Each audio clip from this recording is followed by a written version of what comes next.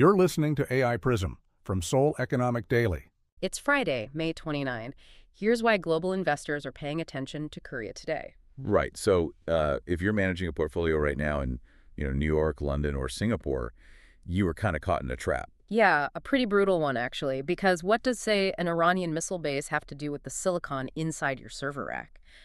Today's deep dive is exploring this micro collision. We've got Middle East geopolitical shocks, hawkish Fed pivots, and this massive AI hardware build-out that's reshaping the whole supply chain. It's a perfect storm. I mean, these aren't isolated events, right? They're compounding risks that are directly repricing your Asian market exposure. So let's trace that causal chain. We have the U.S. and Iran engaging militarily, twice in 3 days near the Strait of Hormuz? Right, with a very fragile ceasefire right now. Exactly. And U.S. intelligence shows Iran has restored 91% of its missile bases. So global energy supply risk is just spiking. And naturally, that crushes the Korean won, which, just pushed past 1,500 per U.S. dollar. Yeah, and Korea is just incredibly sensitive to energy imports. So to defend the currency, the Bank of Korea, or BOK, was basically forced to raise its inflation forecast to 2.7%. Wow, okay. But here is where the narrative really shifts. The BOK has to match the U.S. Fed, but the Fed isn't just looking at oil anymore. Right, because you have Fed governors, Lisa Cook, Christopher Waller, Neil Kashkari, Susan Collins. They're all publicly signaling rate hikes. And Governor Cook pointed to this totally new beast, 1.5 trillion U.S. dollars in global AI capital expenditure. She identified that as a structural inflation driver. Yeah, because it basically acts like a hidden macro tax. A hidden tax. Exactly. That 1.5 trillion is aggressively bidding up baseline infrastructure, power, and semiconductor costs globally. So if you're a portfolio manager, you're facing a shrinking rate differential between the BOK and the Fed, paired with just intense global risk-off sentiment. Yet historically, that risk-off environment really punishes the KOSPI index, right? Investors flee, and that exacerbates the Korea discount. Right, that chronic equity undervaluation tied to the governance of those family-run conglomerates, the cables. Yeah, but wait, if macro indicators are screaming, sell Korea, where's the upside? Is it really all just flowing into this AI capex? It is, yeah. But specifically into inference chips. I mean, this is the hardware that actually runs and deploys the trained AI models. Got it. And that's a market projected to hit 475 billion US dollars by 2030. So this is Korea's big strategic play.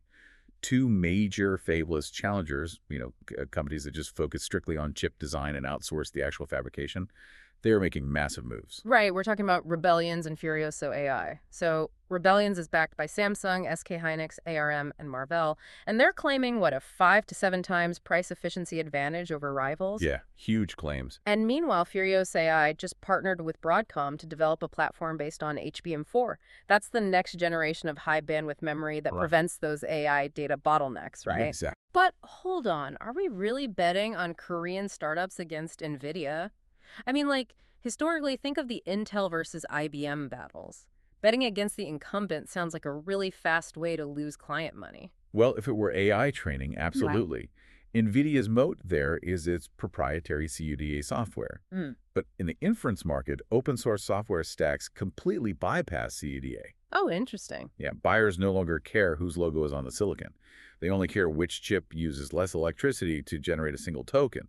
So it shifts the battle to pure power economics, which perfectly aligns with Korea's hardware efficiency. Okay, yeah, that makes sense. But there's a massive structural headwind here, and that's China. Historically, that's Korea's biggest memory market.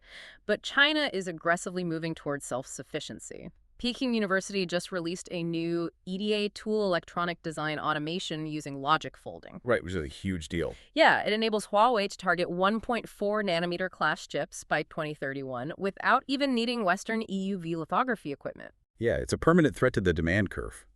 If Huawei successfully designs and stacks these advanced chips using domestic Chinese memory, substituting away from Korean suppliers, well, that historical revenue stream just dries up for Seoul. Wow. But let's look at Western software demand to maybe offset that. Yeah. Meta just launched a paid AI subscription at $7.99 US dollars a month. That's roughly 11,901. And that shifts the whole social media monetization model. Plus, Microsoft is integrating OpenClo autonomous agents directly into Microsoft 365. Right. Doesn't this explosion of everyday AI applications basically cement the pricing power of the underlying hardware? Absolutely, it does. I mean, when these applications scale to 3 billion Meta users or every enterprise Microsoft client, global inference workloads just go exponential. The software might be accessible, but running it requires massive physical infrastructure. Right, the actual hardware. Exactly. The ultimate value accrues to the silicon. Which brings us to a really critical long-term thesis. As open-source AI agents scale universally across all enterprise systems, you have to consider whether future pricing power will concentrate entirely in sovereign AI infrastructure. That's today's AI PRISM Global Investors. This episode was produced with AI assistance based on Seoul Economic Daily reporting and reviewed by a human editor. AI PRISM is a Juan Ifra award-winning series. We'll be back tomorrow. You've been listening to AI PRISM from Seoul Economic Daily.